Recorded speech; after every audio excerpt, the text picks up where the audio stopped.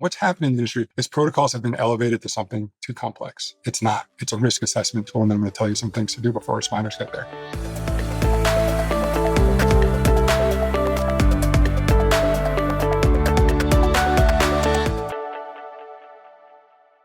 Welcome back, everybody, to the Safety Gap Podcast. I'm your co-host, Cassidy. I'm here with Karin. Karin, how are you? I am surviving. We had NENA last week, which is the biggest event in 911. Karin, you were there how long? A week? 10 days? 8 days. Yeah, it was 8 days. I'm still trying to get my voice back, actually. A lot of people know Karin, and 8 days at anything is a long time. So I'm glad you survived. It was a great show. Hopefully you had a good time. Yeah, it was really amazing, actually. I feel the excitement still. I'm still reading people's posts. They're continuing to share how they felt about NENA. And one thing I was telling somebody yesterday was this was like the first year in a really, really long time where you really felt this newer generation and people that are attending so excited to help, to be part of something, to take things to the next level, to want to embrace change.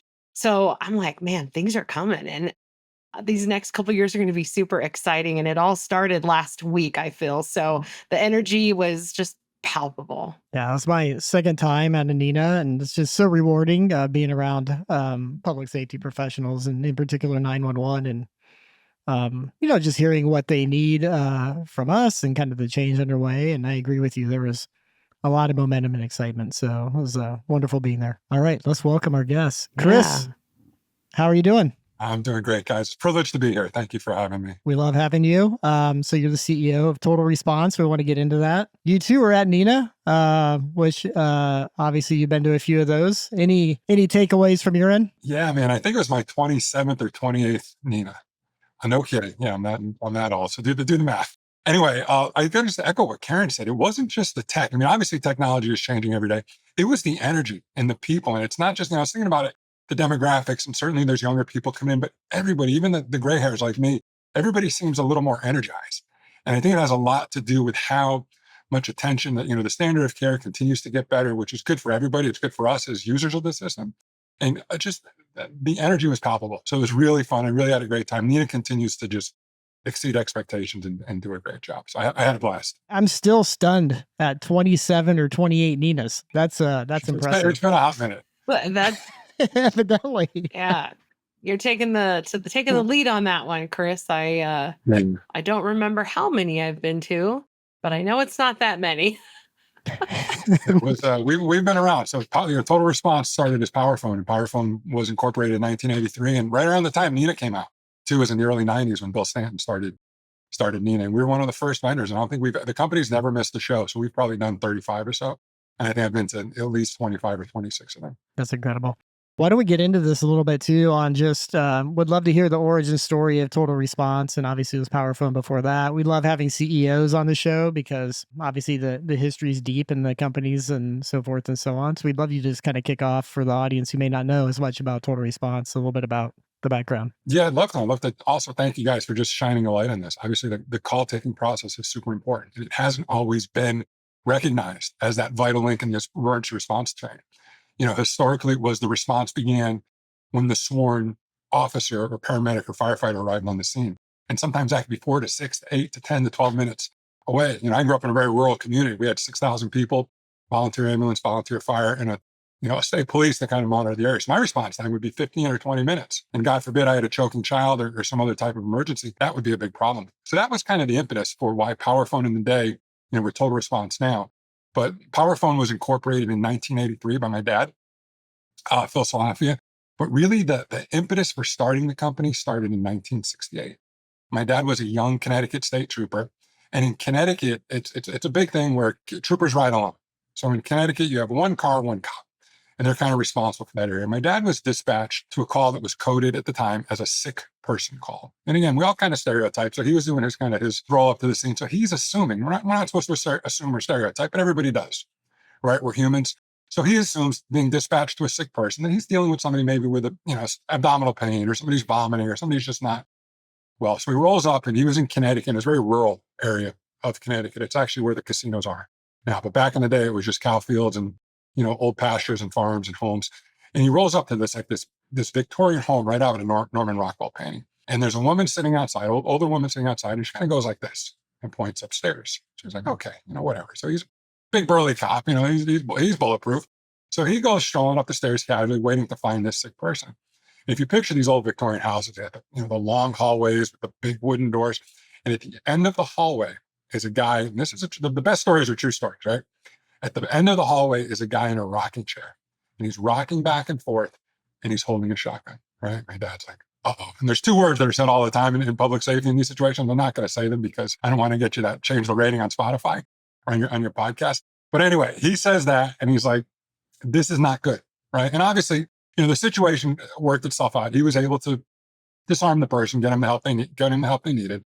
What the moral of the story was, the guy wasn't a sick person. He had actually walked off the grounds of a state mental hospital that was nearby. And he was a danger to himself and to others. He didn't want to go back. He had stopped taking his meds. And this situation could have turned out dramatically different. Obviously, I'm still here. I'm here today. So he was able to exit the situation safely. But that situation in 1968 really stuck with him. And he said, God, I really wish I would have known if there were weapons.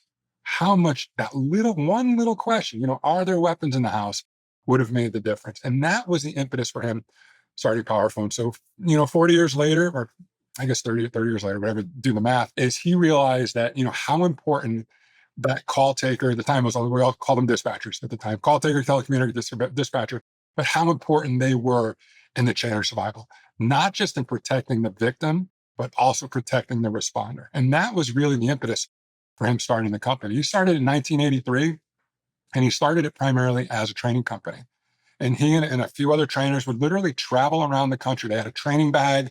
This is back in the day. This is before computers. So they had their VCRs with their videotapes and their audio tapes. We had the largest collection of 911 calls in the world. And we had hundreds and hundreds of the good, the bad, and the ugly of 911. And he would travel around the country really just focusing on empowering that first person on the scene. Because what had happened was in the early 80s, there was this topic of community policing had come out. And historically, 911 was answered by paramedics, firefighters, and police officers.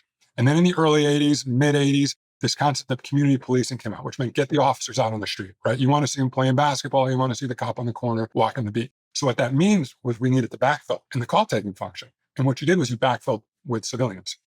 But the training requirements were very, very different. So if you wanted to be a firefighter, paramedic, or a police officer, you had, a tremendous amount of training that you'd have to go through.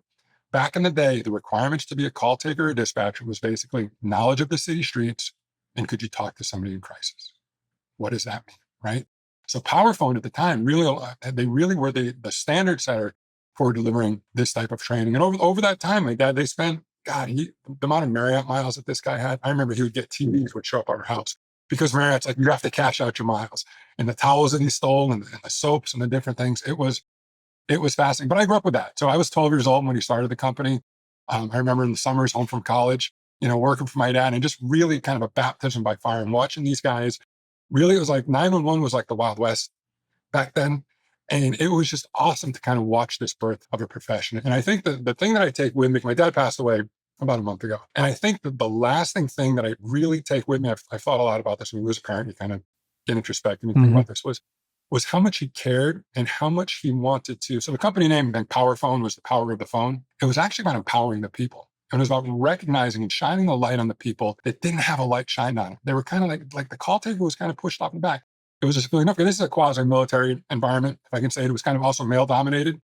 So the civilian female was kind of pushed off into the corner. I think the one thing I'm most proud of with my dad was recognizing how vital they were in the emergency response chain. He would say that, the dispatcher call taker is the first person on the scene in a police, fire, or medical emergency. It's not your cop, it's not your firefighter, it's your EMT.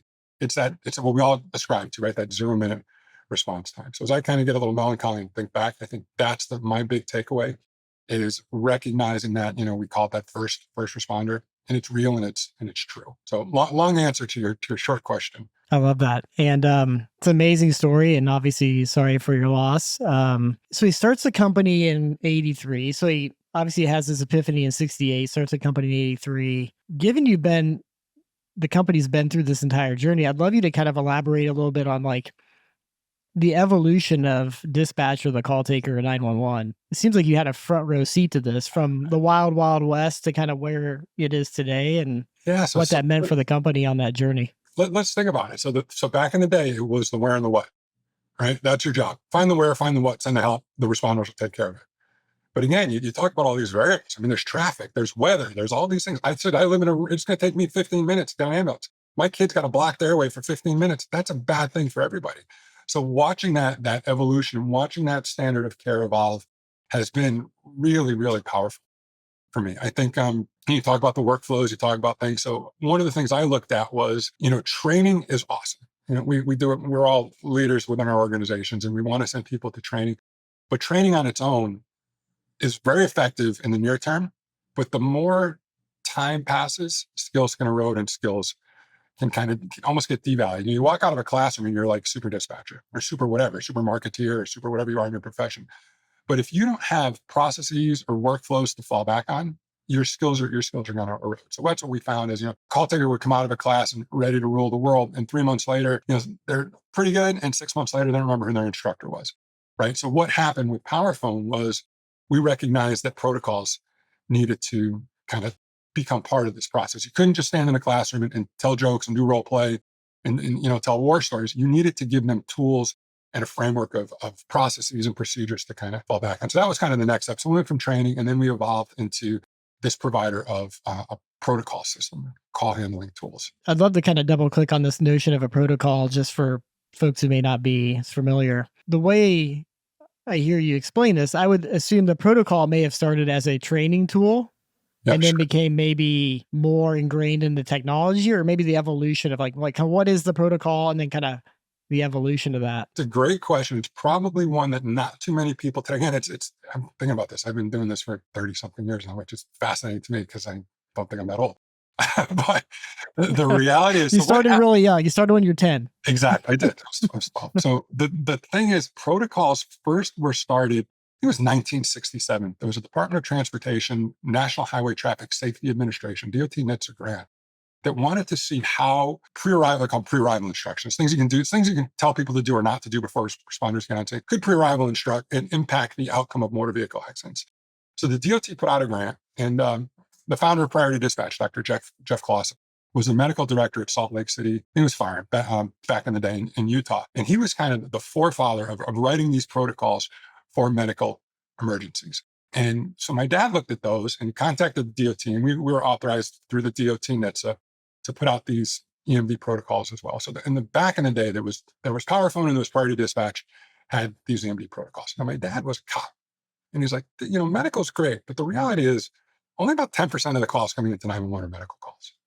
The vast majority of calls are law enforcement related, about 70, 20, 10, police, fire, medical. So if we're doing a call for a kid that's got a twisted ankle, right? We've got a protocol for my back hurts.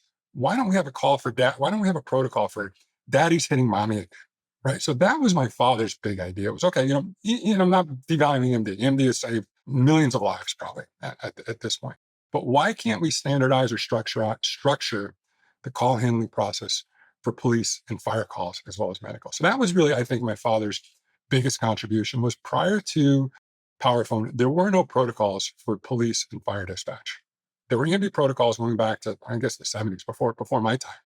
But my dad was the author of the first protocols for police dispatch and co-authored and worked with subject matter experts to write these fire protocols. And I think the genius of what we did, I don't call it genius, but the smart thing that what we did was we blended the protocols all together into a single set. So a lot of times, and I'm not going to talk competitive things or things like that, but a lot of times you'll have a protocol set for police, protocol set for fire, and a protocol set for EMS. And that was great because back in the 60s, you had 3 different numbers for police, fire, and EMS. Remember your old phone? You guys remember your old phone books? We're all shaking our heads. We kind of remember this, right? But what about now? We've got one number. It's for help. So why would you have 3 separate and distinct protocol sets when you have a number for help? So that's what we did, is we blended all the protocols into a single unified set. So we don't differentiate between police, fire, and medical. The classic example, of course, is a motor vehicle accident. You need police because there's traffic, there's investigation things. There could be injuries. So you're going to need to roll paramedics. And oh my goodness, there's gas leaking or there's wires down. Well, guess what? Those are hazards. And that represents fire. So the protocol has to be dynamic and be able to kind of shuck and jive and address different situations and different scenarios. You can't just think in these silos. And that's one of the challenges that has been in public safety is we tend to get siloed, right? So it's I think our goal, and also as public safety vendors, is to kind of break down those walls and show these agencies how working collaboratively, working collectively can not only, and everybody's worried about liability, right? Release their liability exposure, but really increase that standard of care. Because that's what we're all here for, is to raise that bar, not only as high as we can, but as consistently as we can. And that's what protocols do. They add that layer of consistency to any call type, not just those 10%, not just the baby's not breathing, which is an awful call. And thankfully, there's not that many. There's a lot more domestics. There's a lot more structured fires. That's where protocols, in my opinion, really can sing, is the other call types. So it seems like the protocol started as a training tool. These are the questions they ask in the order to ask them in the type of information you want to get. When did it start becoming, but I understand like this is actually built into the call taking process now today, technically. When did that start happening? When did it go from like, it's just a thing that you had to memorize versus something that kind of guided you through it? Begs the bigger question of protocol positioning and really the purpose of protocols. And it really depends on who you ask. So if you ask me, I say protocols are just another tool in a tool belt, right? It's like if you hire a carpenter to do your cabinets, right? The better their saw, the better the cut, the better the finished product, right? The protocol is the same thing. It's just another tool in a tool belt. It is part of a process. It is part of a workflow, right? They're supposed to be dynamic and they're designed to empower people. It's just like giving an actor lines, right? They're still a great actor, but you provide them the script, you provide them the tools so they can go back and they can check the lines, please, and they know what they're doing. You know, only the best actors in the world, the Will Ferrells of the world, can go out and improv everything, right? What about the rest of us? I'm not Will Ferrell. I need my lines, I need my script, but I'm still good enough where I can go and add my value and add my flavor to it. It's the same thing with protocols. At least that's when you ask me what protocols are. But then if you ask somebody else could say a protocol is a castle in the cloud. It's like the 11th commandment. Thou shalt not deviate. Thou must do this. Thou shalt do that. If you don't do this, you're in big trouble. That's not us. So when we look at protocols, you have to kind of look at not just the content, but the approach. When we look at protocols, or I look at protocols as just another part of a workflow. It's part of a process. It's designed just for that actor, that amazing skilled actor. If they get stuck, you can give them their line. And that's kind of I like to use that example a lot because I think it resonates. Makes sense for me. I'm not somebody who's been from 911 or public safety, so it seems logical. But maybe Karin, to put you on the spot, what's the perception of like protocols in 911? Is this like an instrumental tool? Is it like, how does the telecommunicator or dispatcher or maybe the supervisor think about protocols when they're used, when they're not used, et cetera? Yeah, Chris makes some really fantastic points. And I think there's been an evolution of adoption for protocols, specifically for PD and fire related incidents. EMD, you know that if you're going to be providing pre-arrival medical instructions, you do have to leverage protocols that are written, defined as they are. Do they have to be as structured where you can't deviate from the card if it actually makes sense? So sometimes I remember when we were rolling out EMD many years ago, there was this fear and it felt like it was going to be such a blocker and such an overwhelming thing to do. I think we hesitated for a little bit and we wanted to find the right system to leverage, allowed us still to be humans, not to be robotic in the way that we were responding to questions. Now, I really love the point of, I've always dispatched and answered calls for all three disciplines, police, fire, and EMS. You're absolutely right. Significant number of calls are going to be law related, and many of them have all discipline. So you can be responding to a domestic violence, and while on scene or on the phone, it can very quickly estimate or escalate to somebody in medical distress having a panic attack, a low blood sugar situation that changes how they're responding during that call. So the ability to have a guide to then, train your brain to go and ask a different question or ask the same question in a different way. So I think that evolution is here. Absolutely. It used to be this big, scary thing that, you're going to get your hand slapped if you ask a question the wrong way. And the other thing you said twice now, Chris, which I really, really love, is that standard of care. In our organizations, we're trying to provide a higher standard of care. And that's what you all are bringing at an APCO a couple of years back. And I'm going to throw this name out there. There's a young lady by the name of Casey Rivas who came up to me and said, Karin, RapidSOS is the standard of care for public safety. And so bringing new technology, coupling it with something that has been so established, training is basically a protocol. You are teaching someone how to make decisions, whether you ask it in the 1, 2, 3, or you leverage those questions based on the responses that your caller is giving you. They're guided. I can be Will Ferrell on 9 out of 10 calls. On that 10th one, that's a new situation that I've never dealt with before. I can't freeze. I need to have something to look back and reference to say, now I know exactly what I'm doing. I'm here for this caller. So sorry, I went a couple of different ways, but I just got really excited by, bridging some of the areas in which we've been so similar along the way, riding a parallel path. I love what you said. We use the term guided flexibility a lot. I mean, we have examples of a nurse who's a mom forgets how to do CPR on the little child. We have to guide the mom through it. It happens. Like you get brain freeze, you get brain lock. And again, what's a protocol? This is the problem not a problem. What's happening in the industry is protocols have been elevated to something too complex. It's not. It's a risk assessment tool, and then I'm going to tell you some things to do before responders get there. Do I go? Yes or no? If I go, who goes and how fast? Phase one, right? And then while they're going, can I tell you things to do or things not to do? And it's not just medical. It could be you come home and you find your roommate, it's dead, right? There's a gun on the floor. Oh, he killed himself. I'm going to go, what's the family want to do? They want to pick up the gun, right? Well, no, that's evidence. Like maybe it wasn't a suicide. Maybe it was a drug deal gone bad or something like that. So pre-arrival instruction in that case, don't touch the gun. It's not going to go off. Leave it. Yeah. Things like that. So again, it's basically telling people, and it's not just medical, telling people what to do, but it's just as much telling people what not to do. Mhm. Active shooter, run, hide, fight. Yeah. There's 1,000 different examples we could do here, but a protocol is part of a workflow. It's not this castle on a cloud. It shouldn't be such a bad word. And I know words matter. We say that a lot here. It shouldn't be a bad word because we're already, as CTOs or communication training officers or field training officers, we're teaching people how to do things, what questions to ask, what you're looking for, how you're making decisions. You're teaching them based on a protocol. So it's not a bad word. It's the expectation of how to assess a situation, how to problem solve and make decisions. And I think, there was a call that I took many, many years ago. It sounded like a child was injured. They were jumping on the bed and got hurt. Through the questioning, it was very clear this was a criminal situation, and it turned out to be that case. If we looked at it through the lens of just a medical situation, probably would have not uncovered things that were used in court to identify the abuse that was occurring.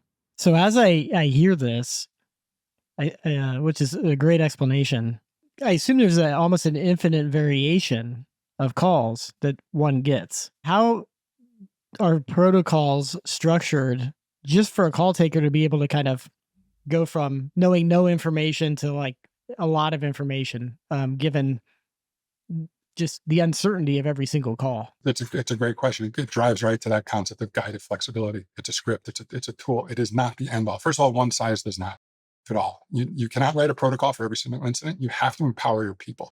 If you're not empowering your people, your system will fail. And you're going to, the struggles that they have with staffing and things like that kind of goes to that, because you cannot legislate 911 calls. You can't. It's like no two snowflakes are like, no two 911 calls are like, but you can provide a framework. You can provide a tool to allow people to exist within that. And the beauty of this, and this is why I love what's happening in the industry with technology and with AI, is protocols are built, as I talk to them as a guide, they're also designed to adapt over time. You can learn as you answer questions, as you ask questions. You can add an intelligence layer, a RapidSOS term, right? You can add an intelligence layer to protocols while you're asking questions. You can learn over time. Are these questions accurate? Am I asking too many questions? That can be a thing too, right? We use a term all the time in total response called decision fatigue, which is what's happening to telecommunicators and call takers, contributes to that staffing level. Also, so again, if you provide a framework, we never want somebody to hang up the phone and go, I forgot to ask if there are weapons in the house. That's bad, right? We don't want that same situation. There's 100 examples. The one thing that responders crave, police, fire, or EMS, they crave information. That helps them as they approach to see somebody's breaking into the house. What side of the building? I'm going to go from the other side. I want that element of surprise. That's what protocols do. They just provide that framework for an intelligent, educated, empowered call taker to be more productive. And so then maybe two-part question. One, there's the protocol in terms of like I just have this knowledge inexperience, and I get a call and I kind of just know the questions I need to ask because I've done it for 20 years. And then the second is there is something I'm physically looking at or going through. Maybe it's a decision tree or something. I'm trying to understand, there's the experience angle of this in terms of I just answer questions from a protocol perspective. And then there's like the technology component of that. And so I'm kind of asking maybe how often does somebody use like physically follows a protocol versus just knowing the protocol? I'll give you two Um, examples. yeah. First, an old high school friend of mine. So I've been out of high school for a long time now, 30 years. He's a pilot. He's been flying. He's been flying since college, since the Air Force Academy. So he's been flying for 25 years. Every time he sits his butt in the seat, you know, the first thing he does, checklist. This guy has flown millions and millions of miles. Every time he sits down, I've flown with him the other day. Pulls out his clipboard and he checks, check, check, check, check, check. And this guy is, I never trust him with my children, right? But he follows the checklist. So it doesn't matter, you know, super dispatcher, rookie dispatcher, you need to have guidelines. And it's the same thing. I use the example with sales teams. They use CRMs, right? It's a lot of salespeople don't like them. It's a pain in the butt. I got to go into Salesforce. I got to log my call. But why do they need to log their call? It's the same thing with protocols, right? You know your job. Sure, you're good at your Karin, you're super dispatcher, right? But you still should go in and make sure you're doing, because that's going to help me with analytics. That's going to help me with my reporting. That's going to help you help others. Because while Karin may be super dispatcher working the day shift, I may be Mickey the Dunce working the night shift. What the protocols do is it levels the standard of care.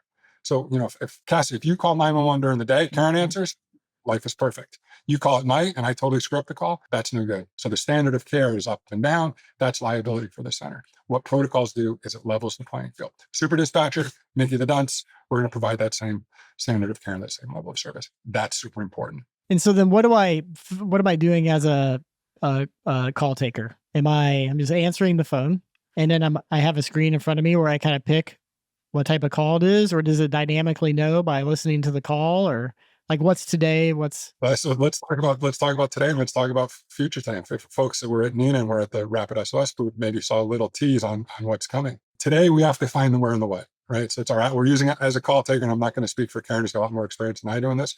We're using our active listening skills, listening for keywords, trying to determine exactly what's going on, but we're also listening for background noise. You know, do we hear children in the background? Do we hear young? There's all different kinds of things. And well, I've heard the domestics where the caller's talking in code. You know, I forgot to pay my light bill, or I need that pepperoni pizza, right? So we're using all those soft skills to listen, and then we're determining our where, which hopefully RapidSOS is providing location. And then it's up to me as the call taker to determine the what.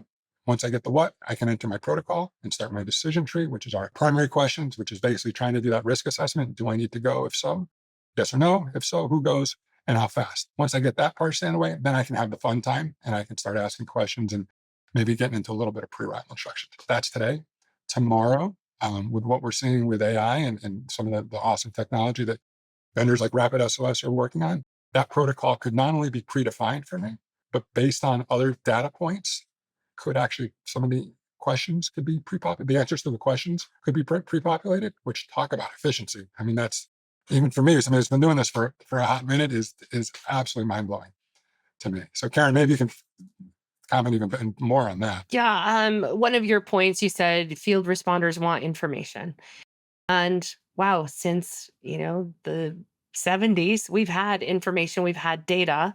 It's been through the question and answer, right? And in the future now and what we're hearing is we have cognitive load. We have too much data. Well, we just have data presented in a way early on in the call because of what RapidSOS is doing.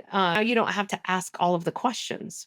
We're providing you data that can start facilitating the answer response, cut down on the cognitive load where you're not having to sift through all of this information, look at the cards over here, enter information into a completely different system. Now bridging those gaps of the siloed systems, bringing it all together, enhancing that workflow, leveraging AI to not ever replace that telecommunicator, is helping them to be more empathetic to the caller while having the answers to the questions that they were going to answer. They can verify, they can validate quickly. That humanness back in the call, I never felt when I was in the seat like, gosh, I wish I didn't have to be on that call that day with that person who was experiencing that emergency.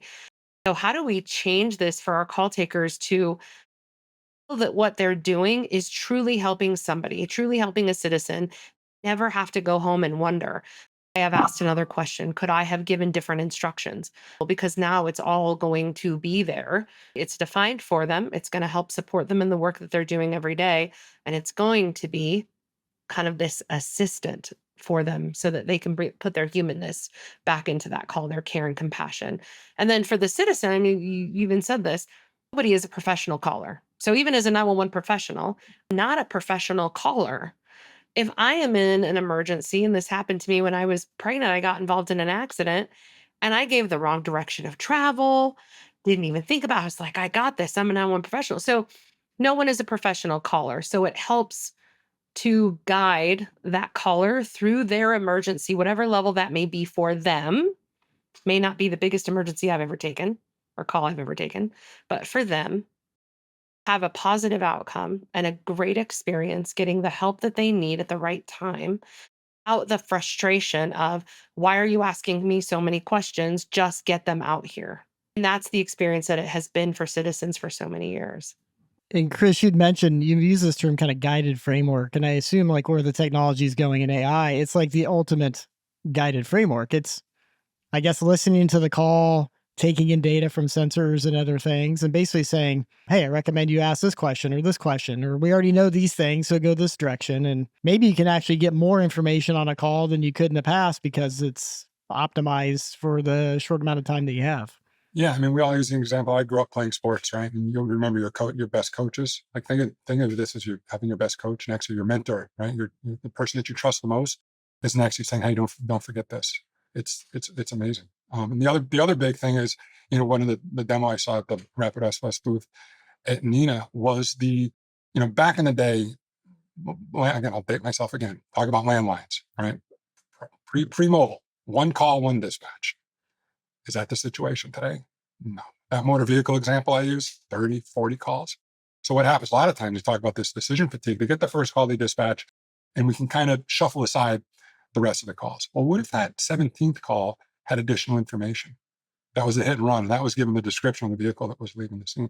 With AI, with what we're doing with multiple calls and relating calls to a single incident. Again, back in the day with CAD systems, one call, one dispatch. CAD systems today struggle with the concept of multiple calls. What our protocol system does now is it can tie those multiple calls together and give you kind of an A to Z look at the situation. Then when you add in the telematics and the data that's coming in, the incident could have started because, SiriusXM sent off an alert saying this vehicle was involved in an accident. We know rate of speed. We know airbags deployed. We know if they're seatbelted. Well, if they're in an accident at 50 miles an hour and no seatbelt, we're going to start an EMS. We're going to have to ask a single question. Like, we know that. So the protocol is already, it's not thinking ahead of the call taker, but it's giving the dispatcher, again, the same thing that responders crave: information right on the screen, that single pane of glass saying, here we go. Now we can really execute our job, which is to get the help there and see what we can do prior to the arrival of responders. It's an awesome, awesome time in public safety. We were trained always to think 3 to 5 steps ahead of those field responders. So having information in advance or having AI can help us think through what are those next 3 to 5 questions that are going to be asked by a field responder, fire or EMS, right? Means that they're lacking information if they're having to continually ask questions on the radio. Let's close the gap of those questions, fill it with the information they need, help support that officer safety, that field responder safety, that they can make the best decisions possible as they arrive on scene. So, and Karin, I'm just going to double down on what you said. And Cassidy, that goes to you saying, why would a seasoned call taker use a protocol? The reason why is because you're capturing that data and you're taking that little data package and you're delivering it to them electronically. So as Karin's rolling up to the scene, she's got a little synopsis of what she's walking into. So in my dad's situation, he sees, 45-year-old male, left the state hospital, armed with a weapon. Does that matter? Absolutely. So that's why, the protocol, but you need to use the protocol to capture the data. So that data can then go and get handed off, because information gathered but not relayed, don't bother gathering it. It's a fool's errand. Gather it, relay it, situation rectified. This makes a lot of sense. Where are we in the continually relaying the information? Because I can imagine now in this world with mobile phones, you mentioned the telematics incident, data is continuing to come in. and we're putting this together in terms of the protocol and the dispatcher side. Does that get updated to the folks in the field? Are they getting real-time updates to like what's happening to an incident, or is that future state? It's a tricky topic, right? Because historically, I'll talk a little bit about positioning of protocols. Historically, protocols were positioned as a post-CAD, break glass when necessary tool. We envision a different, we're actually delivering on a different positioning where why would you put the call taking process post-dispatch in CAD and only need it on medical calls?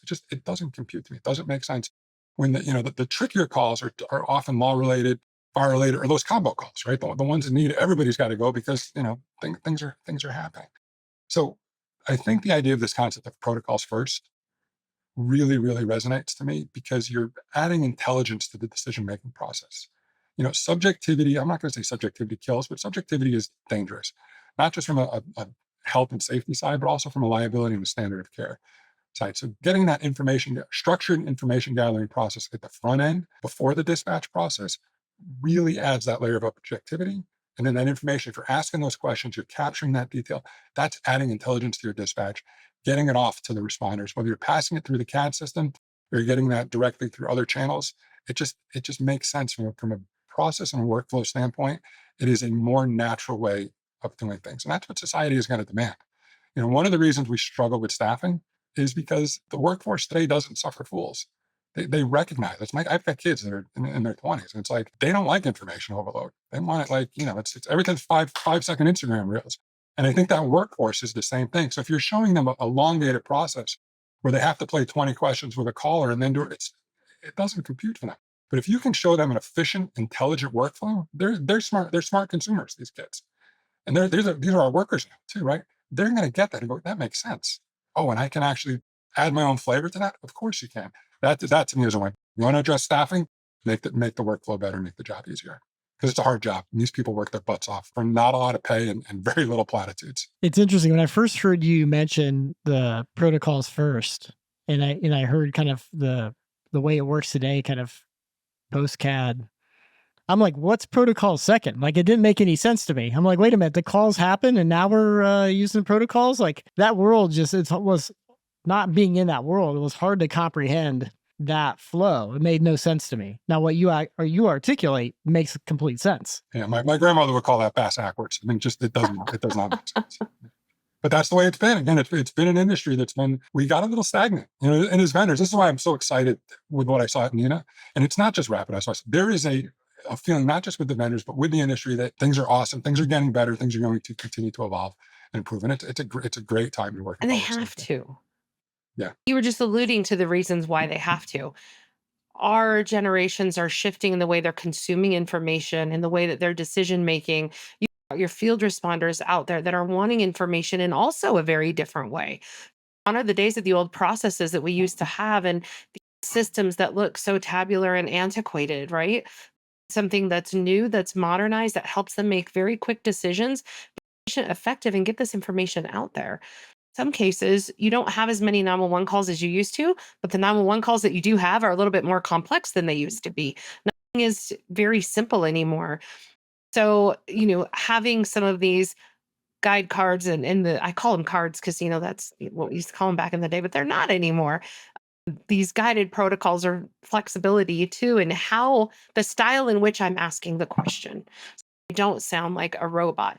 But then that information also does absolutely need to be passed out to the field responders so that they can very easily consume it. So you think about a law enforcement officer is probably not going to be running up to a house, their weapon drawn, trying to read on a mobile device. And so that's where you see innovations like, the glasses, where you can see some things that are coming out. CAD is not just in the car anymore. How does it start to be visualized for the field responders out there? So it is absolutely an exciting time to be the innovation side of public safety and where it's going. That's a cool idea, Karin. Saying. I like that. So Chris, I'll put you on the spot. So the company was started by your father in 1983, and you obviously had a vision for this for a long time. We're now 2025, and you decided to sell the company to RapidSOS. So I'd love your thought process on what went into that. I'm sure you had plenty of opportunities to make other decisions through the last 30 or 40 years. Why now? I guess it would depend on who you ask. And I guess if you're asking me, I'm gonna try to give you a direct answer to a direct question. I came back to work for the company because my father knocked on my door, and I was in college, 1993. I was living in Arizona, and I loved Arizona. I don't like the cold. I loved Arizona. Just everything was great in Arizona. And my dad, the company was in trouble, and he knocked on my door and he said, I need help. So I came back out of a sense of familial obligation, right? If your parent asks you for help, like they raised you, right? They did all these things for you, you're not going to say no.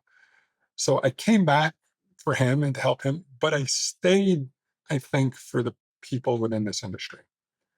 I really, and again, I was 22 or 23 years old. I'm 55 now. So I've been doing this my entire adult life, and I've never met a better class of people. Like I truly enjoy, like in the classroom, I was on the sales side for a long time, working in the sales and marketing side. And then when we went to software work and implementation, just such a quality set of people.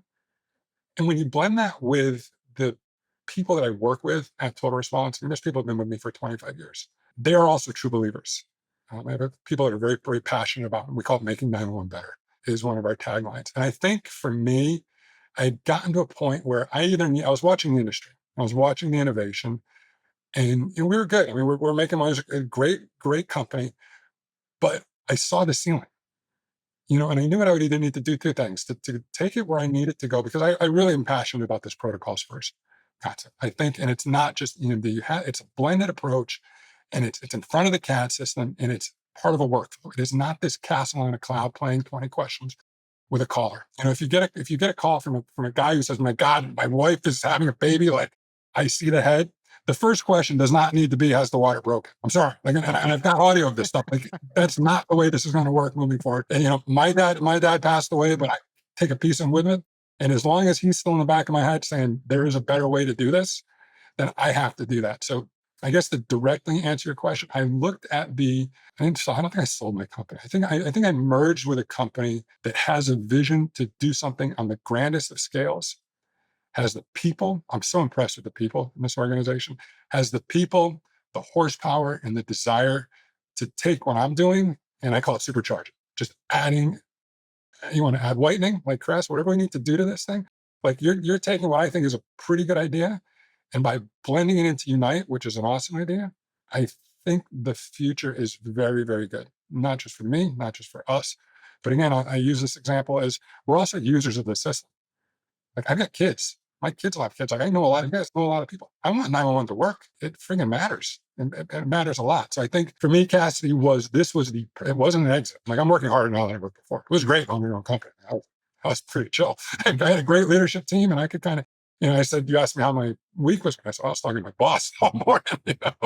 So, but I think it is for that greater good. We're kind of true believers. I think that's my takeaway is you want to remind people that work in this industry, if we sell in this industry, to never forget that the people that support our callers, the 911 callers, are amazing people. So it's our job to make sure we're supporting them. That's why I was so proud of RapidSOS at NENA.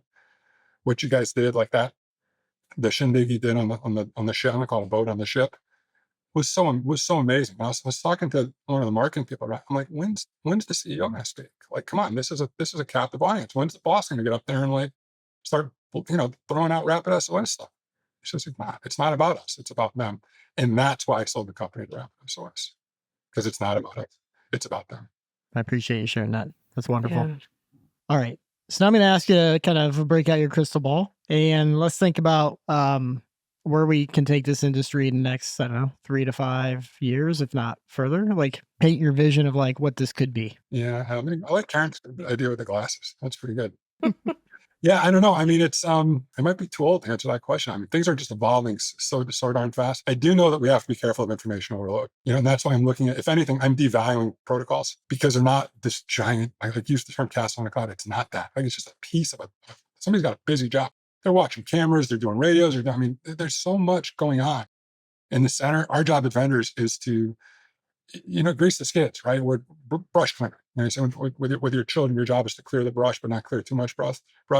The same thing. Our job is to, we use that term, single pane of glass. I like the idea of just simplifying the process in the workflow. Make it make sense. Like you shouldn't have to, if there's 20 calls in a motor vehicle accident, you shouldn't have to go into CAD and clean up all the multiple calls. Like why not just relate them all to a single incident?